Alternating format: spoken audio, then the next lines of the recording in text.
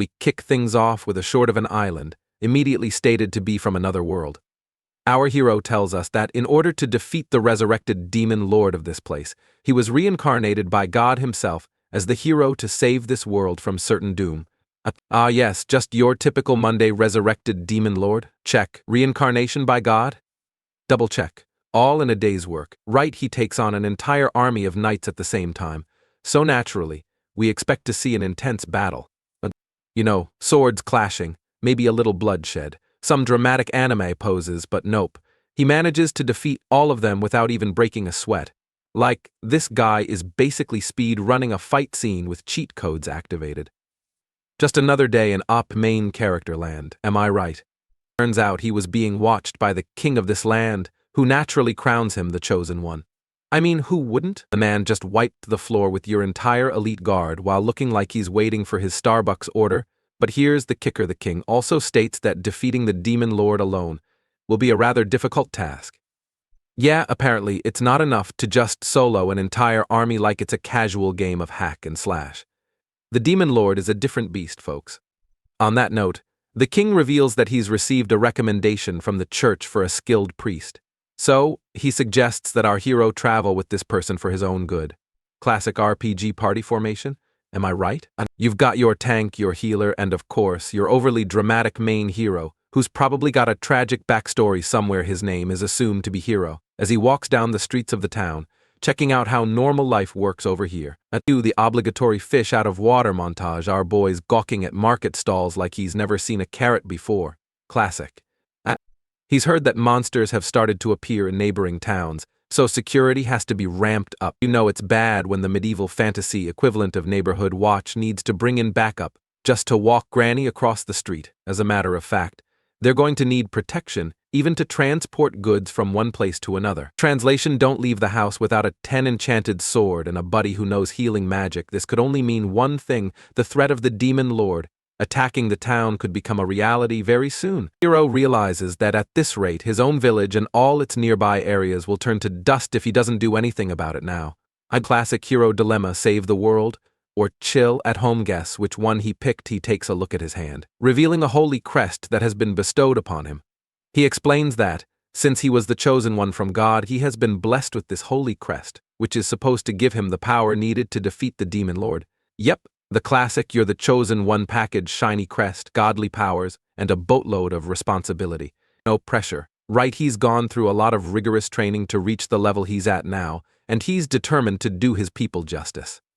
He will save this world and everyone in it, no matter what the cost. Someone get this man a motivational poster. He's on fire. Now Hero heads to the holy church, where he meets the priestess heiress Henrik, who just so happens to be an extremely cute girl. Of course, right? You can't have a fantasy setting without a ridiculously cute priestess who's blushing at the sight of our hero. She blushes as she greets Hero, but he tries to make her comfortable by offering his hand. Move, Hero. Trying to keep it cool when you're probably dying inside. This only makes her blush even further, and she cutely tells him that this is not what it seems. She's feeling shy because the church never allowed her to engage with men, so much so that she doesn't have the confidence to speak to Hero like a normal woman would. Talk about sheltered. Girl's been in church lockdown her whole life, and now the perfect hero standing right in front of her. Eris is so thirsty that even the thought of meeting a man makes her go crazy. Oh, she's down bad, why all? And see, this girl's daydreaming like she's in a rom-com instead of on the brink of an apocalyptic showdown. As a matter of fact, since she's meeting a wonderful hero right now, it's almost as if her wildest dreams have come true. To the sparkly shoujo bubbles, she's having her moment. Folks, this is like a fairy tale to the priest girl, but she soon realizes she's letting her intrusive thoughts leak out. Yep, she's basically confessing her thirst out loud. Classic rookie mistake. She feels embarrassed for exposing her inner thoughts in such a way, especially right before facing off against the demon lord. Eris apologizes for this behavior, but Hero manages to collect himself. He admits that he, too, was nervous to meet Eris since he has never had a companion in this world. Bah? They're both shy. Ain't that just the cutest setup before they go on a demon-slaying spree? Now that the ice has been properly broken, Hero offers his hand to Eris once again. This time, she feels comfortable enough to take it. Track progress. Somebody cue the level up sound effect. They shake hands and are ready to set off on a wonderful journey together. But before they can do that, Eris asks Hiro to wait for a bit. She explains that if they face the demon lord as they are now, they will be defeated for sure. As a matter of fact, they will be outright annihilated. Way to kill the vibe, Eris. Just when you thought you were on a roll, this strikes some fear into Hiro's heart. Eris explains that, even though the hero of this world is supposed to have powers beyond anyone's wildest imagination, he lacks synergy with her, which will be necessary if they are to go up against the demon lord's army. Yep, even God's chosen hero can't go solo against a horde of demons. Better start working on that team chemistry ASAP. After all, it's a large horde of demons they're up against, so they can't take their task lightly in the slightest. As Hiro agrees with Eris, realizing that to match their synergy, they'll need to put in some serious teamwork. They realize they need to get to know each other better, and our priest girl Eris seems to have a solution for that problem. Hiro, ever the good boy, is ready to listen until he turns around and sees something no man has seen before. Oh boy, buckle up. This escalated faster than a shonen power-up. Eris, in all her naive glory, decides to bear it all, boldly declaring this is the best way for them to get to know each other better. Yeah, Eris, I'm pretty sure that's not what they meant by team-building exercises. Hiro is in utter shock, his brain doing backflips trying to figure out why she's suggesting such lewd acts to understand their intentions. This ain't a Netflix and chill session, girl. It's a save-the-world mission, but Eris, as pure as she is bold, insists that her church friends mentioned this was the ultimate icebreaker. Church friends, huh? Us who's writing these scripts over there.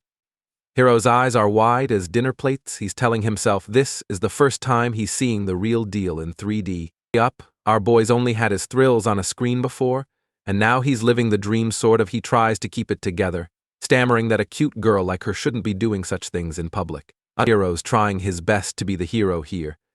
But it's not easy when temptation's literally in your face. He tells himself to not look at Eris with indecent intentions, because that's not the way of a hero. Yeah, keep telling yourself that, Hiro.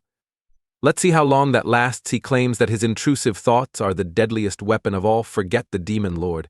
It's the internal struggle that's the real boss fight here. But Eris is undeterred. She says she feels drawn to expose herself to the hero of this world, as if it's her destiny. Talk about dedication. This girl's ready to risk it all, and I mean all. She's never done anything so lewd in her life. But she's willing to break all her vows just to get closer to Hiro. Someone get her a guidebook on normal social interactions, because this is next level. Eris is about to beg Hiro to do unspeakable things, but before she can get there, he grabs her shoulders and declares, "This is wrong." The dramatic music, our boy's trying to keep it PG-13. Folks, he tells her that she shouldn't give up her cherry just to defeat the demon lord. Classic hero logic, save the world, keep your virtues intact. This man's trying to have it all, fighting his inner beast, the one that's ready to go berserk at any second, and he's determined to defeat his enemies without giving in to temptation. Yeah, good luck with that. When she's making those eyes at you, Hiro, he strikes a heroic pose, hoping to convince Eris not to push him any further, but she makes a rather irresistible face, gazing at him with vulnerable eyes. Oh no, Hiro, don't look. It's a trap. Eris asks if he doesn't like the way she looks, and that's the final nail in Hiro's self-control coffin. It doesn't take long before he gives in to the overwhelming temptation, and well, let's just say they end up doing it. Whoops. So much for Hiro's resolve. GG, Hiro, GG. Afterwards, Hiro tells us he's messed up big time because he didn't expect his willpower to crumble so easily against a cute girl. Can't say we're surprised, buddy. You were fighting a losing battle from the start still. He admits that losing his V card to a cute and curvy babe is probably the best thing that could happen to a man. Ain't that the truth? Like our boy might be in over his head. But hey, at least he's got some great memories now. Hiro, the hero chosen by God himself to save the world, now finds himself in a bind. He's delayed his mission to defeat the Demon King by an entire day. Bruh, we've got demons on the loose and this guy's busy playing hide the holy staff with the church girl. Priorities, am I right? Smacking himself in the head, Hiro tries to snap out of it, reminding himself that his job is to be a hero, not some fantasy RPG playboy. Yeah, Hiro, that vow of chastity's working out real well for ya. He swears up and down that he will never give in to temptation again, even making a solemn oath on his hero's crest. Oh, it's serious now, folks. Our boy's going full dramatic anime protagonist mode. The inspirational music. Except before the soundtrack can even finish, Eris wakes up, giving him that same thirsty look. Oh no, she's at it again. Someone get this girl a cold shower stat Eris. With all the innocence of a kitten and the drive of a tiger, begs Hero to teach her the ways of shady people once more. Girls acting like heroes got the cheat codes to life and she's ready to grind for those XP points. Hero, who literally just swore to resist temptation 5 seconds ago, crumbles faster than a cookie under pressure. Oh my dude, those promises lasted about as long as a dollar store light bulb. Rip. He shrugs it off, casually pushing his world-saving mission to tomorrow, because who cares about a little impending apocalypse when you've got a curvy priestess ready to learn? Priorities, am I right? And here we thought the demon lord was going to be the tough part of this quest.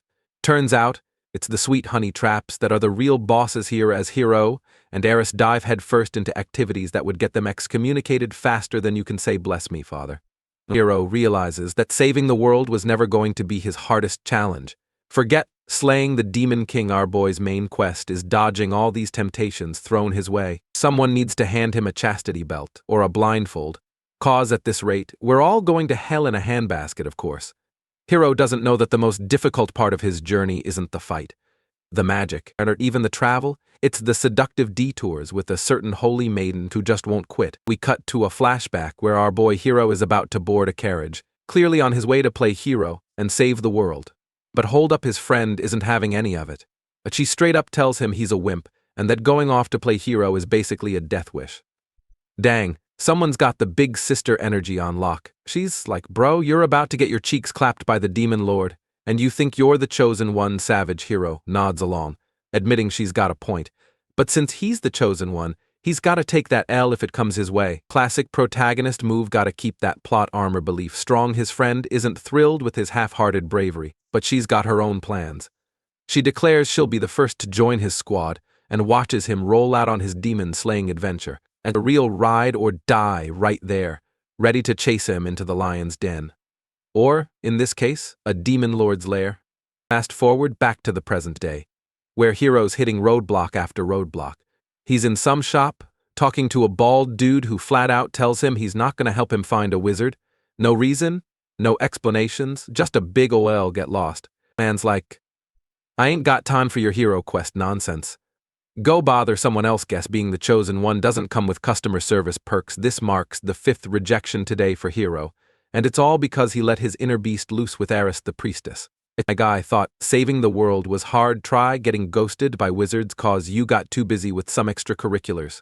Priorities, Hero, priorities. He tells us he and Eris split up to cover more ground and gathering companions, but he's hit a wall when it comes to finding wizards.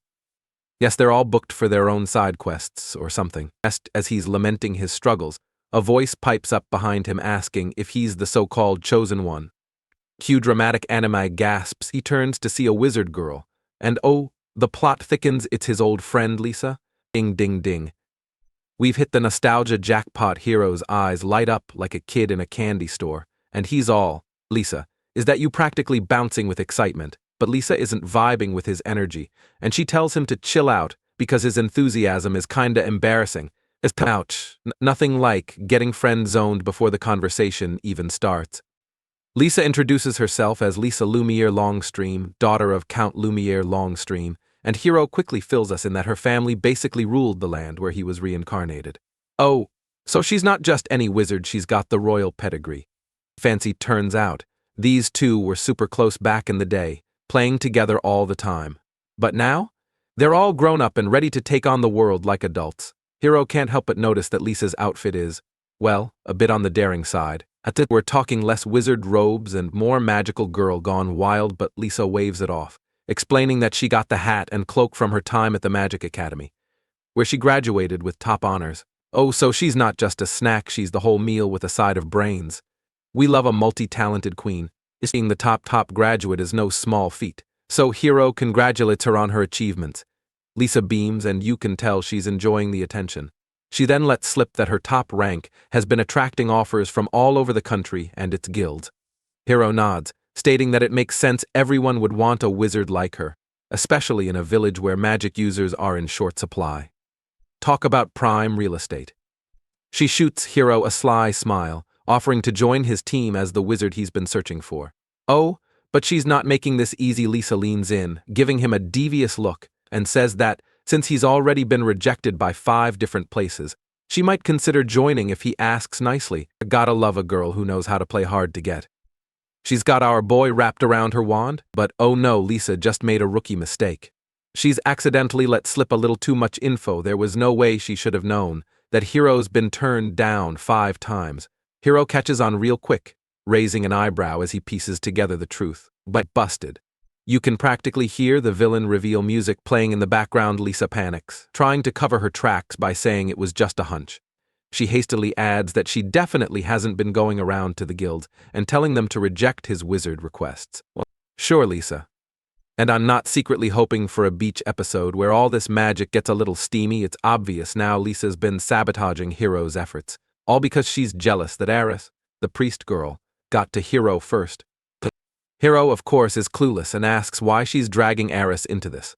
Lisa's frustration bubbles over as she explains that she was supposed to be Hiro's first companion. Looks like someone's not too thrilled about playing second fiddle in this harem comedy. Lisa's jealousy is crystal clear. She's been spying on Hiro and Eris, even sneaking to the inn to eavesdrop on their not-so-holy activities. Our girl went full stalker mode, peeping through keyholes and everything. Gotta admire that dedication, though.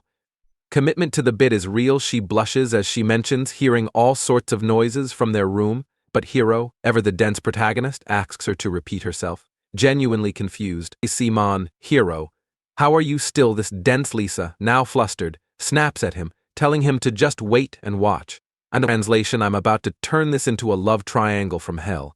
So buckle up.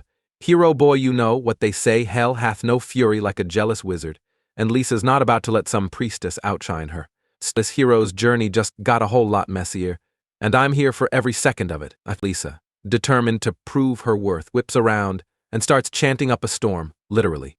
She's throwing out spells like they're party tricks, and before Hiro can stop her, she's already calling on the Lord of Water with not 1, not 2, but 3 chants at once. Girls overhear like, why stop at 1 spell when you can go for the whole magical buffet? Hiro's face drops. He knows that unleashing a triple chant spell in the middle of town is a recipe for disaster. But it's too late. Lisa unleashes her water lance, and a blinding burst of magic fills the air. When the light clears, Hiro looks back, only to see something no man has seen before, and no, I'm not talking about the legendary water lance. Turns out, Lisa's spell backfired, and her clothes were the real casualty of the attack. Oops, guess that water lance turned into a water strip show. Someone call the Wizard Council because this is about to get rated R real fast. Hiro, ever the gentleman sort of, feels bad for Lisa and apologizes, but he just can't tear his eyes away from her very exposed, very curvy body. Points for effort. Hiro, but you're not fooling anyone. You're definitely going to be replaying that mental image later. He escorts Lisa back to the inn, trying to make light of the whole fiasco. And Hiro tells her it must be tough pulling off a triple chant, especially in the middle of town. But Lisa insists that she wasn't being reckless. She could even handle quadruple chanting if she wanted to. Yeah, sure, Lisa. And I'm the Grand Wizard of Never Gonna Happen Land. And she eventually admits that her judgment got a little cloudy. She just wanted to show Hiro how powerful she is so he'd see her as the best. He reveals that Eris isn't his first companion. Lisa was always meant to be the first. He's been planning this ever since their farewell at the village. Talk about smooth moves. Aro just pulled out the old "you were my number 1" line like a pro, and guess what? It works. Lisa gets emotional, tears welling up as she hugs Hiro, deeply touched that he remembered their promise. Hiro, moved by the moment, notices something he hadn't before: how small and delicate Lisa feels in his arms. Back when they were kids, Lisa was the tough leader of their village, but now she's just a girl who wants to be acknowledged. Hiro apologizes again, this time for not understanding her feelings sooner. Cue the heartwarming music, because this scene's got emotional climax written all over it. But then Lisa flips the script. She straight up tells Hiro that she wants to do what Eris was doing last night. She doesn't care if she's inexperienced, or if it's out of jealousy. She's not about to let the priestess girl outshine her. Oh boy, Lisa's not here to play, she's here to win. Hiro tries to explain that losing her V card out of rivalry isn't the best idea, but his words fall on deaf ears. Lisa pouts, asking why she can't be his number 1 too. Classic puppy dog eyes attack super effective Lisa, ups the ante by flashing her delicate pillows, and let's be real, Hiro's resistance is already hanging by a thread. Hiro, my dude, you are officially in dangerous waters with no lifeguard on duty. Next thing you know, Hiro's throwing all his heroic morals out the window, and what follows is a display of deeds that would make the spiciest romance novel blush. And by the end of it, Hiro's lying in bed, cursing his own lack of self-control. Dudes on a roll collecting V-cards like their Pokemon badges. Except as Hiro tries to push his intrusive thoughts aside, he laments how far he's strayed from his mission to defeat the Demon King. Instead of saving the world, he's busy adding notches to his belt. And the latest is a big one. Lisa's the daughter of a count, which means if word gets out, Hiro's head is going on a very expensive chopping block. As Hiro tells Lisa they have to keep this secret. But just as he's stressing the urgency of discretion, guess who walks in? Yep, it's Eris, and she's rocking a smile that could kill. But that smile quickly turns into a scowl as she spots Lisa snuggled up in oof. The cat fight we've been waiting for has finally entered the chat. Eris, glaring daggers, demands to know who this other woman is. But before Hiro can even start explaining, the scene cuts to nighttime. Elsewhere, a group of men gathers, searching for a girl. We see her a moment later, a bunny girl, and she mutters about being in a tight spot. We're gonna see some bunny cheeks getting smashed. And if you guys want to see those bunny cheeks getting smashed, comment down below.